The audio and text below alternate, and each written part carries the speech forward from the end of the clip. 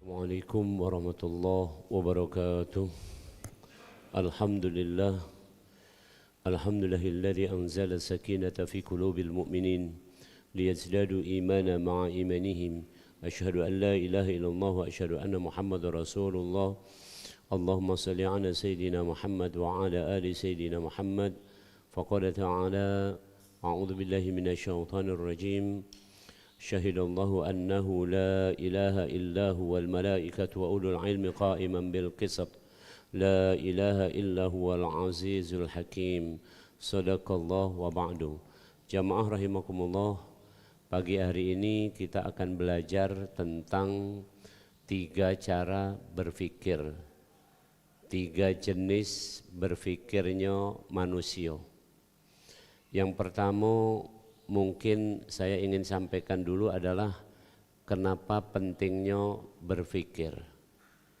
Dalam beberapa ungkapan ada bunyi seperti ini. Kami ada, saya ada karena saya berfikir. Ini ungkapan orang-orang Romawi Yunani. Jadi kita ada ini karena kita berpikir. Jadi kalau tidak berpikir berarti kita tidak gatik. Itu satu ungkapan. Ungkapan yang kedua, arti homo sapiens atau dalam bahasa agama juga ada sering disebut adalah akil, adalah artinya manusia itu makhluk yang berfikir. Manusia itu makhluk yang berfikir. Jadi disebut manusia karena dia berfikir. Ini ungkapan kedua. Oke.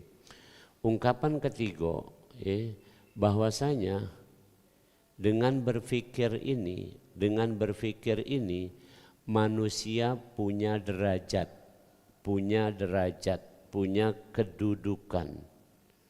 Orang yang berfikir kemudian berfikirnya itu kaki kita jingok, berfikirnya itu mendapat hidayah dari Allah, maka inilah yang bahasa kita disebut sebagai alim alamah, atau dalam bahasa Al-Quran ulul albab, seperti itu. Jadi berfikir itu menyebabkan kedudukan manusia ini berbeda-beda. Ada yang mungkin berpikir minimal, ada yang sedang, ada berfikir dengan betul-betul sampai kepada tahapan yang tinggi.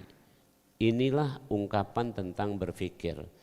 Yang selanjutnya, berfikir itu penting karena segala sesuatu itu diawali dari berfikir. Setelah berfikir maka orang akan dapat simpulan atau kesimpulan. Setelah berfikir akan dapat kesimpulan. Setelah dapat kesimpulan, orang akan mengambil keputusan. Dalam bahasa lainnya sikap. Jadi setelah berfikir, orang akan punya sikap. Setelah punya sikap, orang baru akan melakukan amalan. Contoh, barusan kita sholat subuh, kita melakukan amalan sholat subuh. Sholat subuh itu kita amalkan karena sebelumnya kita sudah bersikap bahwa kita ini muslim, bahwa kita ini punya rukun yang harus ditunaikan, yaitu wa aqimus sholah, mendirikan sholat. Dari mana kita tahu? Ada rukun, yaitu rukun Islam yang kedua, kita mendirikan sholat dari berpikir. Berpikirnya apa? Dari apa yang disampaikan Rasulullah Muhammad SAW, bunyal Islamu ala khamsin, syahadati alla ilaha illallah wa anna Muhammadar Rasulullah wa iqamis shalah. Bahwa agama ini, Islam ini ada 5 pilar, 5 rukun.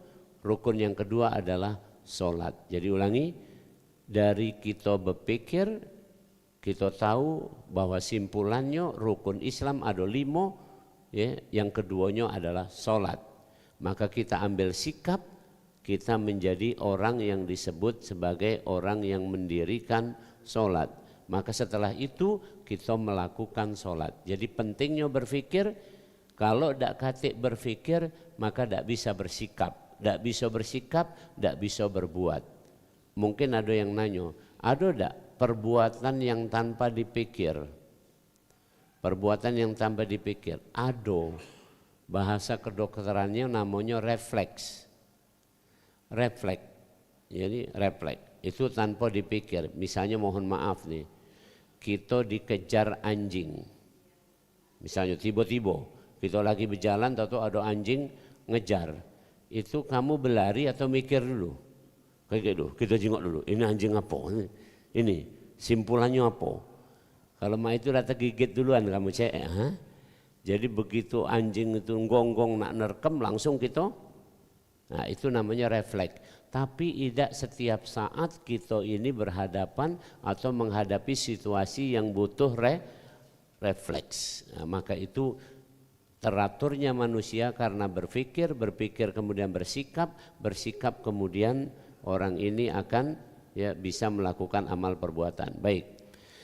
Baru kita masuk kepada 3 jenis, 3 golongan manusia dalam berpikir. Yang pertama di surat nomor 25 Al-Furqan ayat yang ke-43. Afara'aita man ittakhadha ilahahu hawa afa anta takunu alaihi wakila. Pernahkah kamu melihat orang yang menjadikan hawa nafsunya sebagai Tuhan? Jadi berpikir yang pertama, jenis manusia yang pertama, manusia yang berpikir didasari hawa nafsu semata. Hanya hawa nafsu semata. Orang yang seperti ini disebutkan di Al-Quran, kita galak baca dan kita baca terus sehari 17 kali kita baca. Siratal ladzina an'amta alaihim ghairil maghdubi alaihim waladdallin. Ciri orang yang berpikir dengan hawa nafsu adalah maghdub dolin, menyimpang sehingga dimurkai Allah. Yang kedua sesat sehingga buta, tidak ketemu hal yang baik, simpulan atau cahaya. Di Al-Quran dikatakan summum bukmun umyum fahum la ya'qilun. Ya. Kalau yang pertama masih sama-sama di Al-Baqarah itu, la yarji'un. Yang kedua la ya'qilun. Mereka buta tuli, tidak menemukan apapun jawaban dari yang mereka pikirkan karena mereka sesat. Jadi ulangi, orang yang berpikir dengan hawa nafsu, orang yang berpikir ya dengan dasar hawa nafsu, maka orang ini akan menyimpang, dan yang kedua orang ini akan sesat. Maka disebut di Al-Quran sebagai maghdub dolin, dan kita tidak ingin jadi kelompok ini. Tapi kenyataannya ada tak orang di antara kaum muslimin yang berpikir dengan didasari hawa nafsu? Bahasa Plembangnya semudahnya ini, orang yang berpikir dengan hawa nafsu cirinya adalah kendak dia. Kendak aku, nak ngapo kamu. Inilah orang yang berpikir dengan hawa nafsu. Jadi tidak butuh lagi dalil-dalil, tidak butuh apa, pokoknya kendak dia. Kalau tidak cocok maka dia mengubah sendiri apapun aturan, apapun nama. Itu namanya berpikir dengan hawa nafsu. Ada tidak yang ini? Contoh yang ringan, Pak Yo, contoh yang ringan. Ada wong senengnya mabok, wong Islam senengnya mabok. Ini aku juga pernah ketemu yang ini. Kemudian kita tegur, jawaban dia ini, duit aku, badan aku. Ngapa kamu ribut? Nah, gara-gara itu. Ini berpikir hawa nafsu. Sama. Kalau lebih tinggi lagi, ini kekuasaan aku, ini adalah simpulan aku. Nak ngapa kamu? Ah, itu gara-gara itu. Jadi ini berpikir dengan cara hawa nafsu. Maka kemungkinannya orang ini menyimpang, atau yang kedua sesat. Ini kelompok pertama dalam berpikir. Kelompok kedua, yaitu orang yang berpikir di Al-Quran disebut dengan kata-kata Hanif. Hanif itu adalah orangnya lurus. Dalam bahasa sehari-hari berpikir ilmiah. Dalam bahasa sehari-hari berpikir ilmiah. Saya kasih contoh. Ya. Contohnya pada waktu Nabi Ibrahim belum jadi nabi. Maka Nabi Ibrahim itu disebut Hanif. Tapi kemudian Nabi Ibrahim ada tambahan satu lagi. Hanifa muslima. Setelah mendapat petunjuk baru ada tambahan muslima. Tapi sebelumnya Nabi Ibrahim itu disebut Hanif. Hanif. Mak mano pola pikir mak ini. Suatu saat Nabi Ibrahim itu, silahkan buka di Al-Quran surat nomor 6. Nih, surat nomor 6 kita jingokkan baik ya, di surat nomor 6. Mana ini surat nomor 6? Surat nomor 6 surat Al-An'am. Surat Al-An'am, ini ada.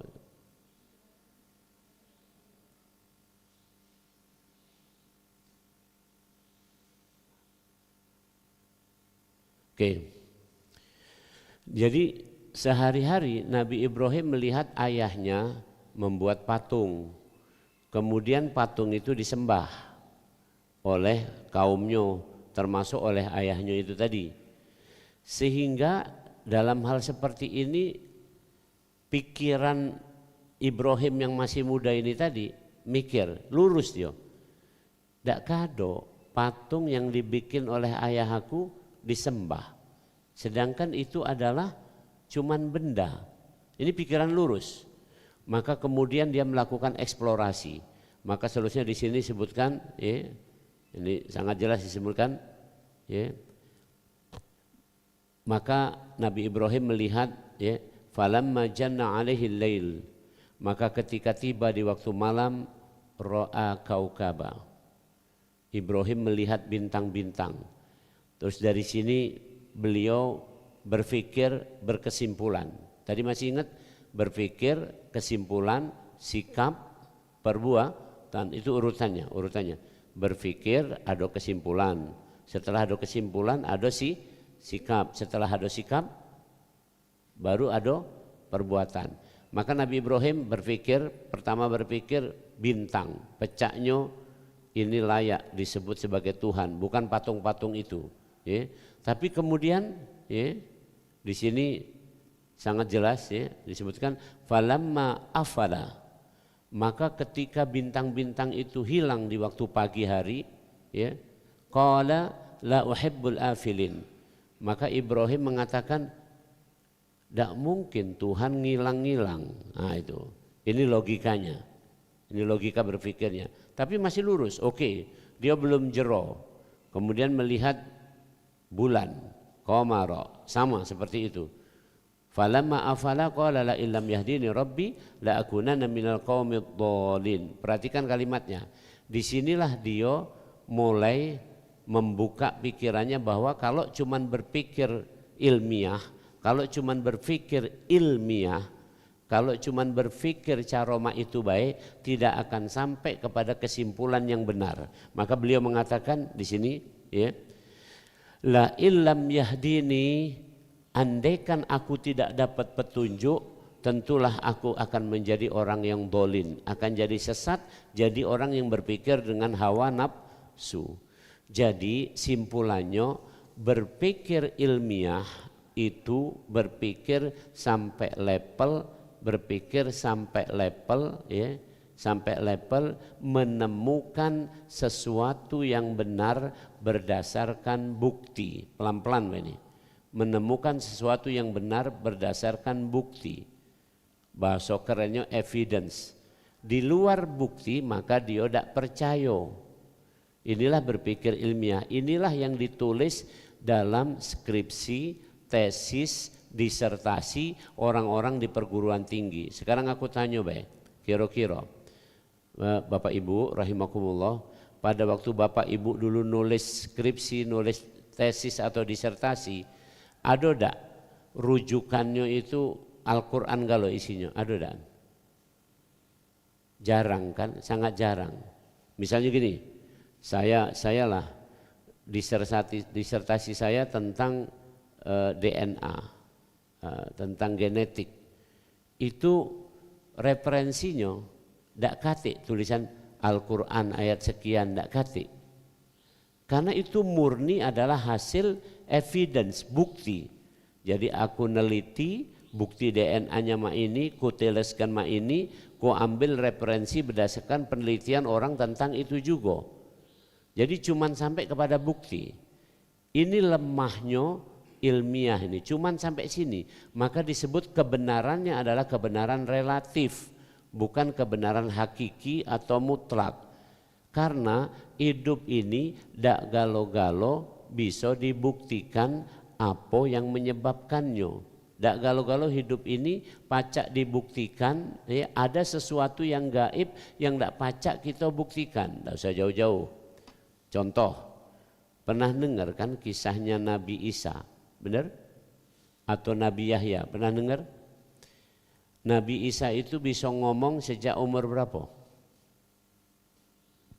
Sejak lahir. Nabi Yahya menguasai Taurat sejak kapan? Sejak lahir. Jadi sama ini, lahirnya kebetulan deketan. Nabi Yahya sama Nabi Isa dua-duanya itu menakjubkan, tidak masuk di pemikiran ilmiah. Oke. Nabi Yahya itu anaknya Nabi Zakaria. Ya, Nabi Yahya itu lahir dari seorang ibu yang mandul, latuo pulo. Menurut ilmu kedokteran, orang melahirkan itu harus dalam keadaan subur. Orang yang bisa hamil itu perempuan yang subur. Perempuan yang subur. Perempuan yang subur masih ovulasi bahasa kedokterannya, masih ada menstruasi. Jadi orang yang perempuan yang masih menstruasi kemungkinannya masih bisa hamil kemudian melahirkan. Nah sementara Nabi Yahya ini lahir dari ibu yang sudah nyai-nyai. Ya, Al-Quran menyebutkan wamro'ati akhir, ya Allah biniku latuonihan, aku juga latuo, kata Nabi Zakaria. Maka kemudian kata Allah tidak, ya, yang seperti itu kendaknya Allah mudah. Aku jingokkan ke Bapak Ibu sekalian, ini ada diceritakan sangat jelas di surat nomor 19. Kita jingok ya, nih kita jingok ya, kisahnya. Ini kisah Nabi Zakaria di surat Maryam. Dzikru rahmati rabbika abdahu Zakaria. Ini adalah kisah tentang hamba kami yang bernama Zakaria. Idnada rabbahu nidaan khafiyya. Ketika ia berdoa kepada Tuhannya dengan suara yang lemah lembut. Qala rabbi, Zakaria mengatakan, inni wahanal atmu minni. Ya Allah, tulang belulangku sudah rengko. Akulah tuonian. Itu. Ini di sini ya, wahanal atmu minni. La rengko, aku la rengko ni la tuonian.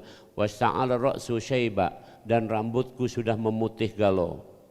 Walam akum bidu'aika rabbi saqiya, dan aku belum pernah kecewa berdoa kepadamu.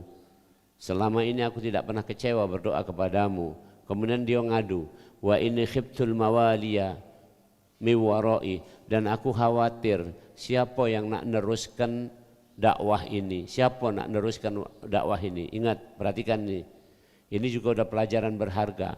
Yang dikhawatirkan Nabi Zakaria apa? Dakwah. Bukan yang neruskan, siapa nak neruskan kebun aku ini, siapa nak neruskan dinasti aku ini, tidak. Tapi yang disebutkan adalah siapa yang nak neruskan dakwah ini, miwarai. Kemudian wa kanat imraati aqira, dan istriku juga sudah tua lagi mandul. Ya, maka kemudian Nabi Zakaria mengatakan fahabli min ladunka waliya, maka ya Allah berikan kepadaku seorang anak dari sisimu. Perhatikan kalimatnya.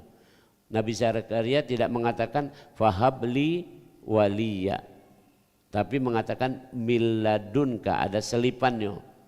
Miladunka, Artinya dari sisi mubasok lengkapnya terserah engkau mak mano caronyo, aku dak tahu. Karena kalau secara ilmiah tadi pacak hamil dak istrinya? Dak pacak hamil, itu secara ilmiah. Itu keterbatasan berpikir ilmiah sampai di situ. Akhirnya Allah memberikan anak kepada Zakaria. Bahkan anak itu dikasih nama dan yang ngasih nama juga langsung Allah. Namanya Yahya.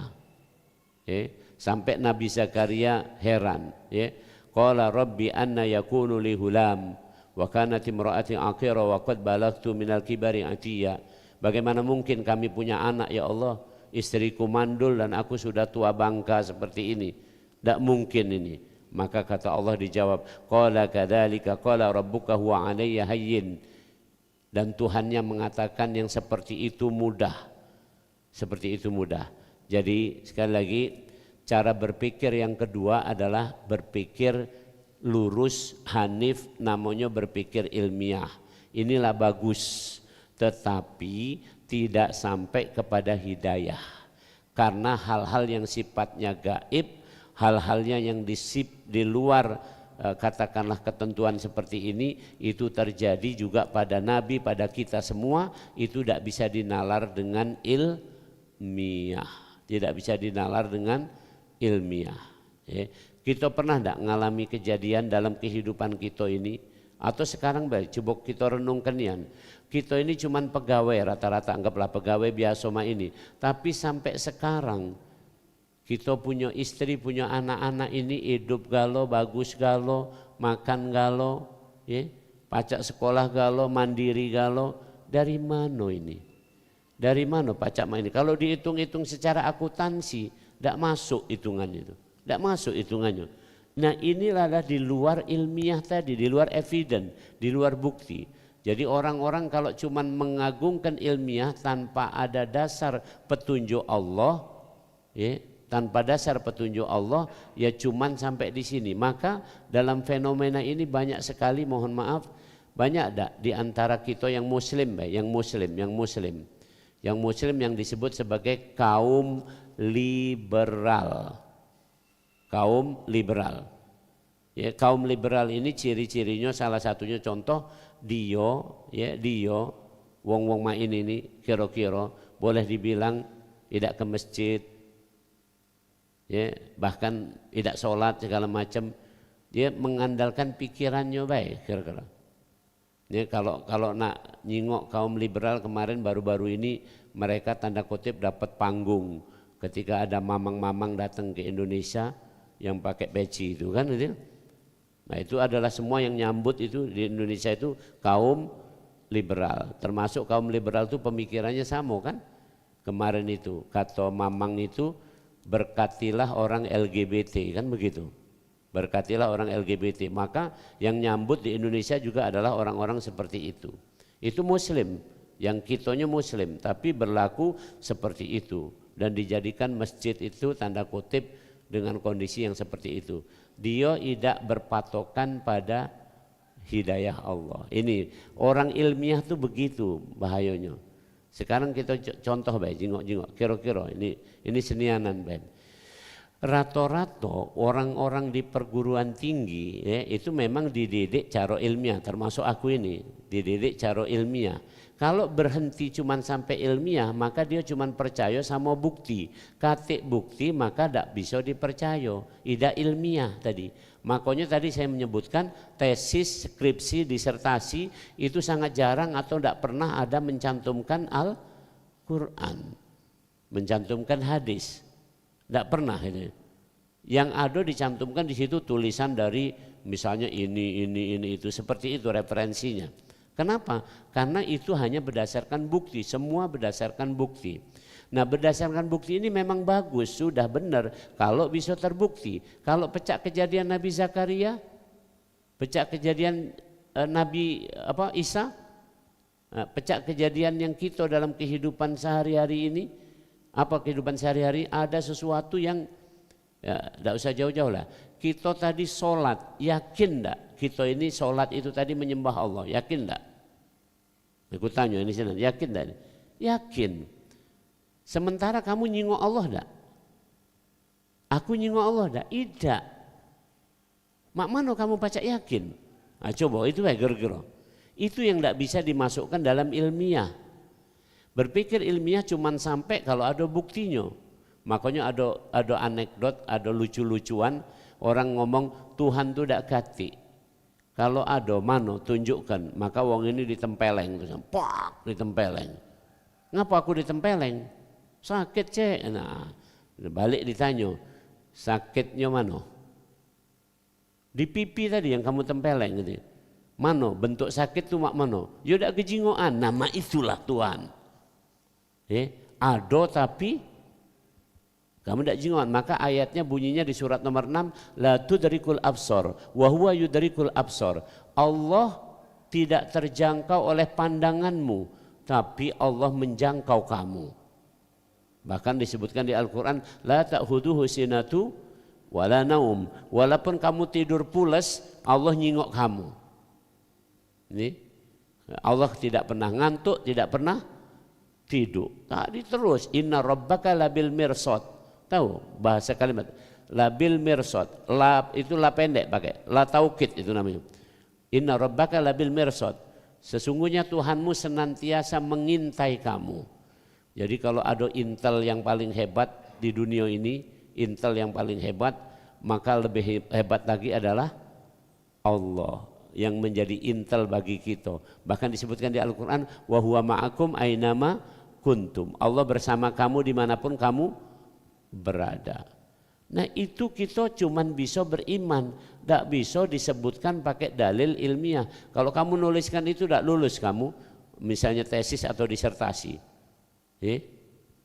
Masya Allah. Jadi intinya berpikir ilmiah itu berpikir yang cuman sampai kepada bukti. Kalau tidak katik bukti dia tidak percaya. Ini sudah bagus, tetapi belum sampai yang disebut kebenaran hakiki. Ini cara berpikir yang kedua. Yang pertama apa tadi? Berpikir berdasarkan hawa nafsu, kendak-kendak dia. Nah, yang ini orangnya nyimpang atau sesat. Kalau yang kedua yang ilmiah ini tadi berpikirnya sudah katakanlah sampai cukup bagus tetapi belum dapat hidayah. Seperti Nabi Ibrahim tadi akhirnya mengatakan inni wajjahtu wajhiya lilladzi fataras samawati wal arda hanifa. Ya, wa ma ana minal musyrikin. Kalau begitu aku pasrah. Aku serahkan diriku kepada yang menciptakan langit dan bumi, aku minta petunjuk. Nah dari situlah kemudian Nabi Ibrahim juga para nabi lainnya seperti itu mendapat wahyu dari Allah Subhanahu wa taala berupa petunjuk. Sama seperti Nabi Adam ketika Allah menyebutkan fatalaqa adamu min rabbih kalimatin fataba alaihi, maka kemudian Adam diberi petunjuk oleh Allah. Kemudian Allah berfirman, qul nahbitu minha jami'a fa imma ya'tiyanakum minni huda faman tabi'a hudaya fala khaufun 'alaihim wa lahum yahzanun. Turunlah kamu Adam semuanya turun ke bumi ini dan di bumi itu nanti akan ada petunjuk dari aku. Siapa ikut petunjuk maka dia tidak akan ketakutan, tidak akan khawatir, ya, tidak akan bersedih. Barang siapa menolak petunjukku maka ya dia itu adalah kafir, menolak ini tadi, maka dia akan masuk neraka kekal di dalamnya. Nah jamaah rahimakumullah, maka berpikir yang ketiga adalah berpikir ilmiah ditambah hidayah Allah. Ini pagi ini yang aku tekankan, berpikir ilmiah ditambah hidayah Allah. Nah sampai sinilah baru kemudian orang ini akan hidupnya lurus. Dan berpikir ilmiah yang ditambah hidayah Allah, inilah orang muslim. Jadi orang Islam pecah kita ini berpikirnya harus ilmiah, tetapi harus ditambahi atau dibingkai dengan hidayah Allah. Dalam bahasa Al-Quran surat Al-Baqarah menjelang juz yang kedua, sibghatallah wa man ahsanu minallahi sibghah wa nahnu lahu abidun, yaitu diwarnai oleh dibingkai oleh ya, spiritnya adalah agama atau hidayah Allah. Jadi contoh misalnya begini, di dalam ilmu kedokteran itu ada diajarkan personal hygiene. personal hygiene, yaitu kebersihan pribadi. Kebersihan pribadi, contoh ya, cuci tangan, sikat gigi, mandi, itu dalam bahasa kedokteran namanya personal hygiene. Sekarang pertanyaan aku, dalam bahasa agama apa namanya itu? Toharoh. Paham? Jadi kita ini sikat gigi, kita mandi, kita motong kuku, kita pakai baju yang bersih, ya, sanitasi lingkungan rumah kita bersih, itu karena firman Allah di Al-Quran surat 2 ayat 222. Innallaha yuhibbut tawwabin wa yuhibbul mutatahhirin. Allah suka dengan orang yang bertobat dan Allah suka dengan orang yang toharoh.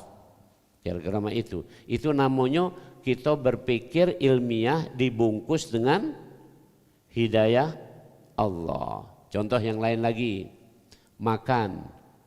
Di dunia ini, di Palembang ini, ada enggak daging babi? Ya, kalau kamu nak pengen nyingok yang langsung ada itu di lapangan Hatta itu. Ini lapangan Hatta itu ada warung nyunian itu. Karena aku galak-galak lewat dulu waktu dari Pusri, dari mana aku lewat galak lapangan Hatta lewat situ. Itu ada warungnya tuh dekat stadion itu. Dekat SMA berapa tuh? SMA ada SMA negeri situ gitu Kak Haji. Iya. Nah itu di situ ada tulisan. Itu sekarang pertanyaan, babi ada, bir ada enggak? Coba jingok di sini ada bir ya di hotel depan kita ini. Di mana? Bir ada juga. Pertanyaannya, kalau ilmiah baik, nak babi juga makanan, nak bir juga minuman. Tapi kalau dibingkai dengan hidayah, maka ada bacaannya yas'alunaka 'anil khamri wal maisir. Bahwasanya yang namanya minuman keras, khamr, itu ada manfaat, ada juga mudarat. Tapi kemudian disebutkan oleh Allah, mudaratnya, jeleknya lebih banyak ketimbang manfaat. Kemudian dibingkai lagi, wahai orang-orang beriman, tinggalkanlah minum-minuman yang memabukkan khamr ini. Bahkan di Al-Quran dikatakan, wala taqrabu sholata wa antum sukara. Jangan kamu sholat, jangan kamu deketi sholat kamu masih dalam keadaan mabuk. Jadi orang mabuk tidak bisa sholat. Karena itu kamu jangan minum minuman keras lagi. Nah itu artinya berpikir ilmiah dibungkus dengan hidayah. Kira-kira itu baru cocok, baru ilmiah. Sekarang kita contoh yang terakhir penutupnya ini kita jingok. Ya. Berpikir ilmiah dalam memilih pilkada, pilpres atau pileg atau pil-pil yang lainnya lah. Coba kita jingok. Ada enggak kaidah ilmiahnya mana? Contoh nih, ilmiahnya sekarang ini pilgub, pilwako, ini ilmiahnya apa? Ilmiahnya adalah kita tempuh pakai cara pemilu, benar? One man one vote, satu orang punya satu suara, itu ilmiah. Tapi ini dibungkus tak dengan hidayah? Wallahu a'lam, benar. Kalau nak dibungkus hidayah, kamu buka surat Yusuf ayat 55, ini yang benar. Apa kata Nabi Yusuf? Nabi Yusuf mengatakan, jadikan aku bendahara lawan negeri. Bahasa sekarang, jadikan aku, angkat aku menjadi menteri perekonomian. Angkat aku jadi menteri perekonomian. Tentu raja nanya, ngapa kamu nak diangkat itu? Maka Nabi Yusuf menyebutkan di situ sangat clear. Ini hafidun alim. Aku ini amanah lagi cerdas. Jadi kalau kita ini nak benar dalam mencari pemimpin, maka tempuhlah pemilu. Tapi calon-calonnya harus memenuhi syarat hafidun alim. Itu kira-kira. Hafidun alim. Bahasa Inggrisnya hafid itu adalah proper, alim itu fit. Maka ada tulisan kalau pejabat naik itu ada fit and proper. Itu kan kemarin saya sempat ikut kandidasi rektor Universitas Indonesia. Aku sempat sampai babak terakhir, ini yang terakhir ini tidak masuk lagi. Tapi waktu fit and proper test itu dibuka galo-galo. Fit artinya layak, fit artinya layak karena dia mampu. Itu nama bahasa Al-Quran tadi ya, alim. Kemudian proper artinya patut, artinya punya adab, punya akhlak. Jadi tidak cukup dia pinter, harus ada akhlak. Atau sebaliknya, tidak cukup punya akhlak baik tapi lolo. Nah, gara-gara itu ini sinianan. Maka Nabi Yusuf mengatakan ini hafidun alim. Nah, kalau kita pacak ma itu, maka kita akan dapat pemimpin yang bagus. Ini. Tapi sekarang ini tidak, yang terjadi adalah wani piro. Nah, ini sinianan.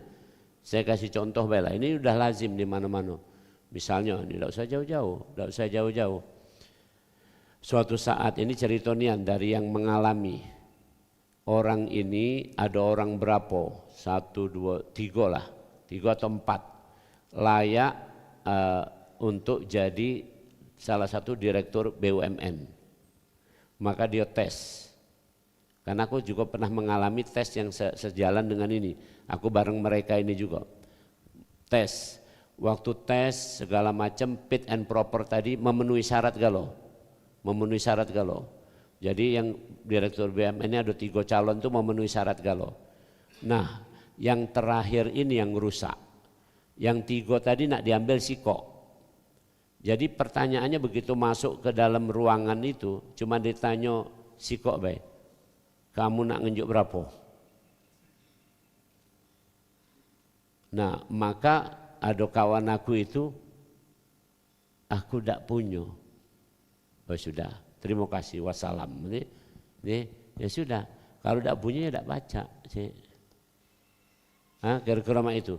Nah, ini balik lagi pada pemikiran tanpa dibingkai hidayah. Jadi mohon maaf, bagi kita mestinya hidup ini adalah berpikir cara yang ketiga. Pagi ini sudah kita sampai simpulannya. Yang pertama berpikir hawa nafsu tadi. Oke, jangan ini. Yang kedua berpikir ilmiah, sudah bagus, tetapi jangan berhenti di berpikir ilmiah, tambah lagi, yaitu berpikir yang ketiga, ilmiah ditambah hidayah Allah. Kalau sudah mak ini jangan turun lagi, tadi setelah layak, setelah patut segala macam, jangan turun lagi jadi apa namanya tadi, wani piro tadi dan segala macam. Maka yang seperti ini akan rusak lagi. Nah, mudah-mudahan kita yang hadir di sini, ini soal pemikiran karena penting banget.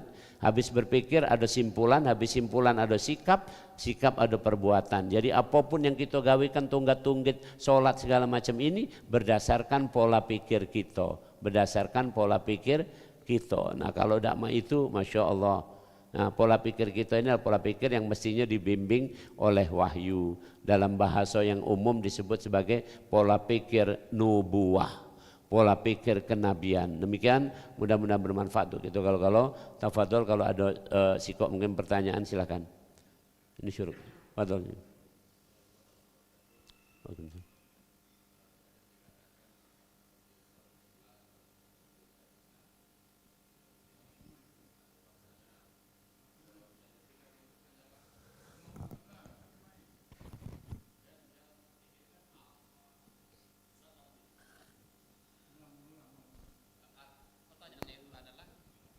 Kenapa? Diulang lagi. Ya, di hadis dikatakan tafakkaru fi khalqillah wa la tafakkaru fi dzatillah. Pikirkanlah apa yang Allah ciptakan dan jangan dipikirkan apa zat Allah itu. Dari hadis ini nih kita simpulkan bahwasanya yang boleh dipikirkan hanyalah yang Allah ciptakan. Dan yang zatnya Allah itu jangan dipikirkan. Nah, kira-kira apa sebabnya tidak boleh memikirkan zat Allah? Sementara tadi kalau misalnya berdasarkan paparan Ustadz tadi, zat Allah itu kalau kita pikirkan secara ilmiah ditambah lagi dengan hidayah tadi, mungkin akan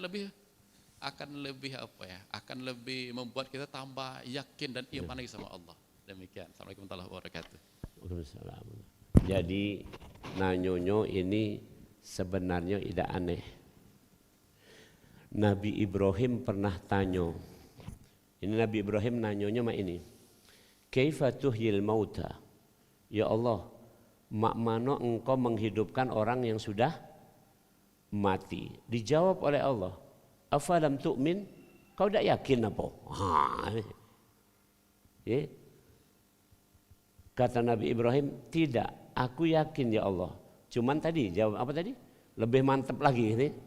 Walakin tatma'inna qalbi, supaya hatiku tambah mantap. Maka Allah ngasih tahu cara ilmiah. Perhatikan kalimatnya ini. Ini beda kaget sama Nabi Musa. Maka cara ilmiah Allah ngomong, ini ada di surat Al-Baqarah. Silakan dibuka di surat Al-Baqarah. Kamu ambil burung, misalnya burung apalah, burung ayam-ayaman atau apa terserah, burung pipit lah. Kamu ambil burung, kamu bunuh burung itu, kamu potong jadi 4. Potong jadi 4, dipotong jadi 4. Ini Allah ngajari ini. Kemudian kamu taruh dia di sudut-sudut bukit yang berbeda. Kemudian kamu panggil dari salah satu tempat, kamu tepuk baik sekali.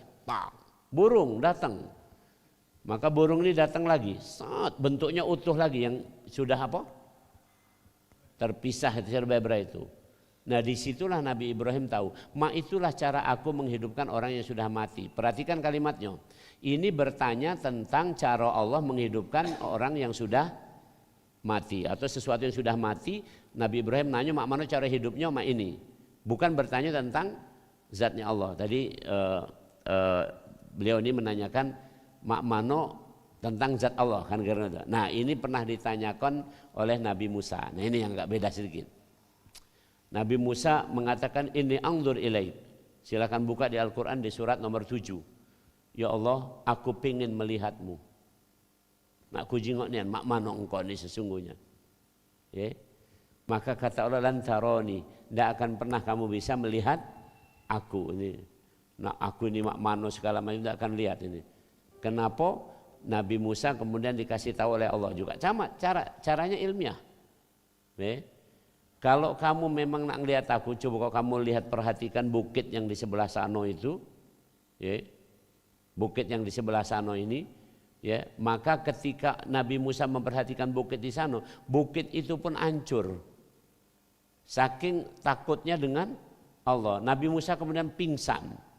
Falamma tajalla itu apa ya? Nyaris mungkin nyingok atau apa, maka ini Nabi Musa ini pingsan. Nah dari sini simpulannya tadi itu, simpulannya. Jadi berpikirnya manusia itu ada dosis, itu kata kuncinya, ada dosis. Sepinter-pinter manusia ada keterbatasan. Soal zat Allah dia tidak bisa jangkau. Kenapa itu? Ada jawabannya di surat 21 ayat 23. La yus'alu ma yuf'alu wa hum yus'alun. Apapun yang ditentukan Allah, yang digawikan Allah, itu tidak akan dipertanyakan. Yang dipertanyakan adalah apapun keputusan dan gawian manusia, bukan gawian Allah.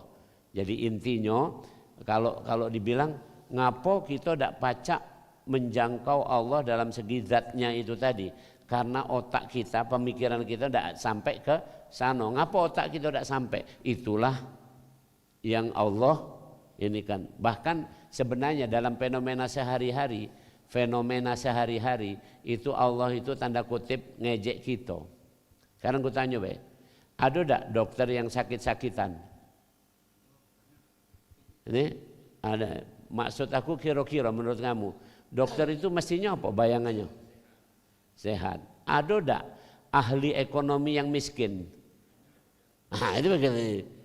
Itu Allah nak tunjukkan. Ada tidak uang tidak sekolahan, tidak ngerti ekonomi, ngitung baik kadang tidak pacak dihitungkan uang lain, tapi kayo, ada tidak? Itu kata Allah kendak aku. Yang kayo kendak aku nak tunjuk ini. Yang sehat juga kendak aku.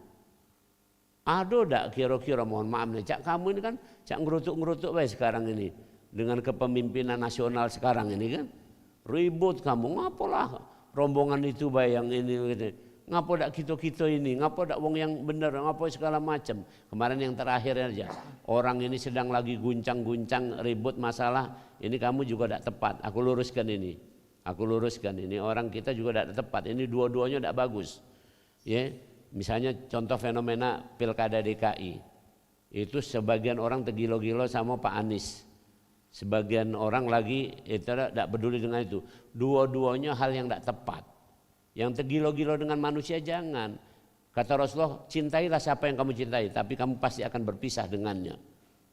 Tapi kalau kamu mencintai Allah, Allah adalah akan selalu hidup. Kira-kira mak itu, ini dah lantas dengan kondisi mak itu sudah pecah. Terus yang kemudian yang tidak bagus lagi ngomong, mohon maaf ini, seolah-olah Pak Anies bisa menyelesaikan segala sesuatu. Pak Anies itu manusia atau bukan?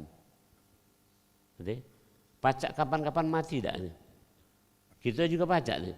Jadi ngapa kamu mengandalkan manusia? Ini tauhidnya masalahnya nih. Ini yang aku tidak bisa terima dengan kondisi seperti ini. Makanya aku nyarankan ini. Aku kemarin dari awal secara politik biasa ini, cara politik aku sarankan sama beliau. Kami ngomong katanya, kalau kamu nak memang berpolitik, kamu masuk partai, selesai urusannya. Tapi ternyata beliau tidak galak. Galak. Nah, itu ceritanya. Jadi intinya, ya sudah itu kan cara pola pikir, cara berpikir. Ya sudah biasa baik cek hidup ini. Nah, jadi singkatnya, kenapa kita tidak memikirkan zatnya Allah? Karena kita tidak akan menjangkau. Tidak tahu saya, Mano somehow, kalau bahasa kedokteran aku sebutkan baik. Otak manusia itu ada 100 miliar sel. Ini sudah, kalau ini fix. 100 miliar sel, 100 miliar neuron. Ini sama dengan jumlah matahari yang ada di alam semesta. Jadi penelitian awal ini sudah menyebutkan matahari di seluruh alam semesta ini ada 100 miliar. Yang baru kita jingok sekarang yang terbit ini, berapa ini? Siko. Jadi di alam semesta ini ada berapa? 100 miliar. Jadi kalau mak itu kamu jangan sombong baru nyingok sikok matahari ini. Nah, di otak manusia juga ada 100 miliar saraf. Jadi hebat tak kira-kira? Tapi sudah diteliti dari 100 miliar saraf itu yang kepake itu kurang dari 10%. Bahkan ada yang menyebutkan kurang dari 1%.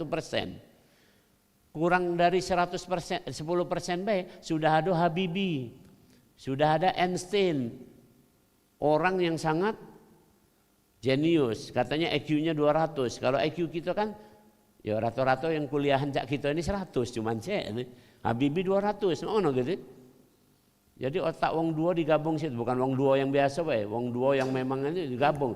Jadi otak Habibie. Tapi sehebat-hebat Habibie, sekarang sudah wafat belum beliau? Sudah. Waktu beliau sakit bisa tidak ngobati dewek? Tidak baca. Waktu ini kan tidak baca kalau kira-kira itulah. Nah jadi intinya kita punya keterbatasan. Yang kedua, nih kita tidak dituntut lebih dari itu. Nah yang ketiga artinya kita tidak dituntut harus ini. Bahkan cara pikir sederhana baik. Pernah saya ungkapkan di pengajian di sini ada orang Badui ngomong ini. Ya Rasul, siapa kaget yang nak menghitung amalku, yang nak menghisap aku, nak mengadili aku siapa? Allah katanya. Jawab orang Badui ini berpikir cara wong kampung baik. Coba berpikir cara wong kampung itu tidak takut-takut, biasa baik, sangka baik nian. Kata orang Badui ini, wah baguslah kalau mak itu. Ngapa mak itu kata Rasul? Ulangi ini, kalau kamu berpikirnya pasti karena udah wong kota, kamu ini kan civil society, madani.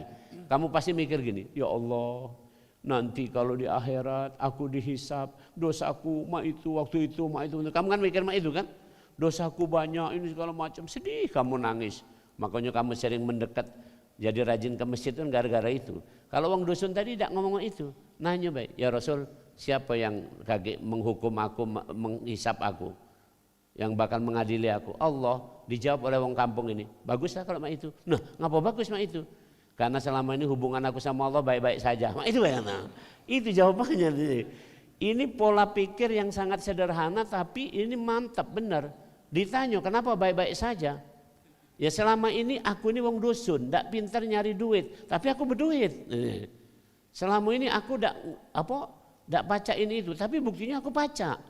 Berarti baik-baik saja hubungan aku sama Allah. Kan yang nunjuk duit Allah juga kan, yang nunjuk rezeki Allah juga kata orang dusun ini. Iya benar juga. Nah, maka Rasul sampai mengatakan kalau nak nyingok ahli surga jingoklah mamang itu. Nah itu kan itu. Jadi Ya, cuman kita jangan nak mikir itu kalau sama dengan ini nih. Ya, menutup contoh. Kamu baca surat Al-Ikhlas 3 kali sama dengan menghatamkan Quran. Itu kira-kira mudahnya. Ya.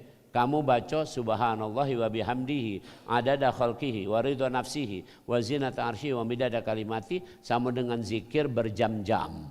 Baca kalimat itu baik. Kamu baca Allahumma anta rabbi la ilaha illa anta sayyidul istighfar sama beristighfar ratusan kali, ribuan kali. Baca sih kok itu baik.